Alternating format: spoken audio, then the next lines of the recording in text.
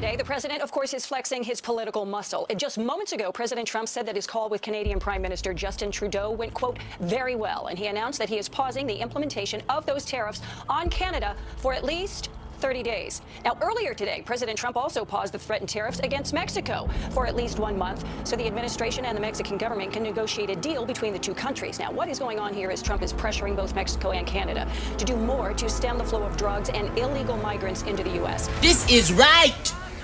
It can't get no righter. The only people on earth who don't understand the concept of making tough decisions for the better are children. And right now, it's a lot of you As the whole becomes a part, I strike to burn, and the flame returns.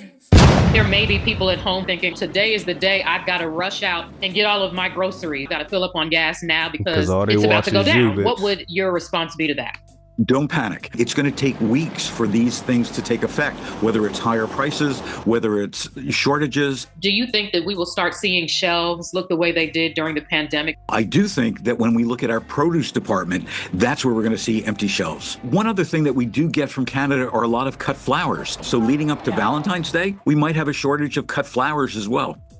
In a statement to ABC News, a White House spokesperson said in part, quote, in his second administration, President Trump will again use tariffs to level the playing field and usher in a new era of growth and prosperity for American industry and workers. But have a look at this, okay? This is showing you how much is imported from the main trade partners into the US. And this was the case back in 2018. So this is the first Trump administration. China is in the lead, then Mexico, then Canada. Then those tariffs came into play. Crazy. And have a look at this.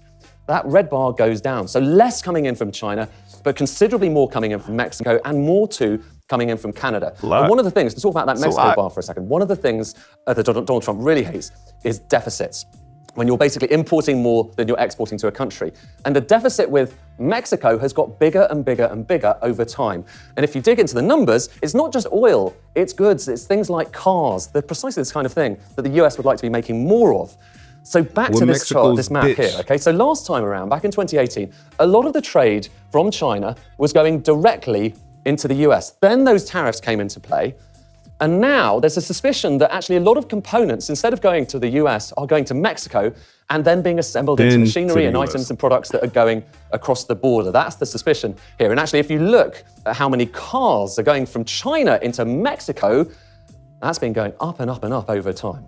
Final thing, what kind of an impact would there be if those tariffs were to come in? Well, 25% tariffs on imports from Mexico and Canada. You're talking about a big hit for Canada. The bars are basically showing you how much GDP would go down. A big hit for Mexico as well. But interestingly, look, it's less bad for the US, but it's still bad. And it's negative too, even for the EU and for the rest of the world, underlining something that economists like to point to. Tariffs don't make anyone that much better. Let's start there. Shout out to the president, Donald Trump. That man is the epitome of operating on the courage of your conviction. I mean, he's never liked America not being in a position of strength or favor in all international trade dealings. Donald Trump is America first, and he makes America first decisions. Even in a climate of mother willing to be anti-American because of fear of retaliatory efforts from less powerful places. Let me play this young Donald Trump clip from Phil Donahue, I believe it was, in 1987, and we'll address that fear shit on the other side.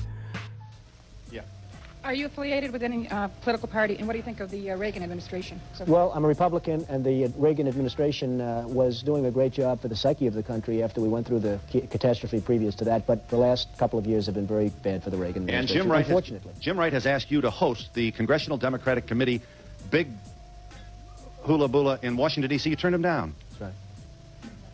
Boy, I'll tell you, did you call your father before you turned him down? Your father is, in my opinion, the personification of the entrepreneurial spirit working in partnership with the government that gave housing to all those hardworking blue-collar people in Queens and Brooklyn. You don't have and programs. His beloved son Donald is building on Fifth Avenue. But Phil, you just don't have the programs anymore. You used to have a lot of government programs. I built a lot of the housing. I built, right. Maybe he has something to say. You're right. Maybe you're absolutely right. But you turned him It's down. absolutely necessary. But we can't be defending Japan, and we can't be defending Saudi Arabia and the Persian Gulf and everybody else and think that we're going to have low-income housing for people, which is desperately needed. Other countries have to pay us for the services we're rendering, or this country is going to go right down the tubes, and that is a shame. And we'll be back in just a moment. Shout out to Donald Trump once more. Now, addressing you mother betas for being fearful and not using your common sense. What the can't you get out of Mexico imported that isn't grown in California or Florida? Mexican people? Huh? A couple of grape sodas. Huh? Salsa? For dipping by folks in San Antonio. San Antonio? This stuff's made in New York City. New York City? New York City! Seriously though, as far as Canada, maple syrup? You know how expensive real maple syrup already is?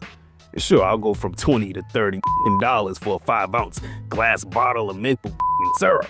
Big difference, eh? No, really, but seriously, I know tariffs aren't good for anyone on different scales. And I know imports from Mexico and Canada account for like 50% of all imports in the US, but that's the issue. The Mexican lady president and Justin Trudeau are very much in their feelings and are much too comfortable with using America as a cum rag, right? Logically, both have no hope in outlasting America in this trade spat, not even a trade war. They are going to fold. They're just both being women right now. Trudeau, a little bit more than the Mexican lady, you know. But however you want to interpret Make America Great Again, if it doesn't revolve around this type of shit, then you're wrong, because this is what it is. American production. America not having to rely on motherfuckers for livelihood. You wouldn't want your personal life to rely on someone for livelihood? It's just gotta start somewhere. But what do I know? Let me know what y'all think in the comments. Like, subscribe if you like the content. Hit the notification bell. And with that said, hopefully you've been entertained and informed while passing this precious time that we have. And hopefully I've earned your sub. I go by the name of Mac. This has been Doing It for GP. Till next time. You can't treat him like any of the other niggas around here, because he ain't like any of the other niggas around here. Never did me, I spit the truth. Call you aware, fear-driven niggas get the boot. All of you squares couldn't fit up in my circle. All of us rare and will hurt you severe. Slow your roll, nigga, patience is a virtue.